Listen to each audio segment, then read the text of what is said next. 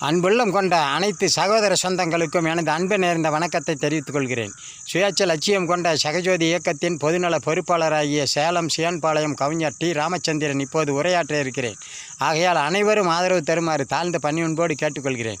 மக்களே, நமது நாட்டில் நிறைய சாதிகளும் நிறைய மதங்களும் இருப்பதினால் இந்த ஜாதி போன்ற கூட்டங்கள் இந்த கட்சி வைத்து ஆட்சியை பிடிப்பதற்கு கூட்டங்களை சேர்ப்பதனால் அந்த சாதிகளும் மதங்களும் தனிப்பட்ட ஒரு கட்சிகளாக கூட்டங்களை கூட்டி செயல்படுவதற்கு வாய்ப்பாக இருக்கிறது.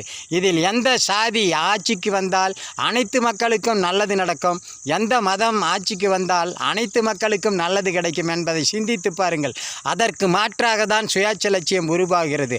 ஆகையால் அனைவரும் நோட்டாவுக்கு வாக்களித்து சுயாட்சி லட்சியத்திற்கு ஆதரவாக உறுப்பினராக சேருங்கள். நன்றி, வணக்கம். சுயாட்சி லட்சியம் தொடரும். மீண்டும் மீண்டும் சந்திப்போம். தூண்ட சிந்திப்போம்.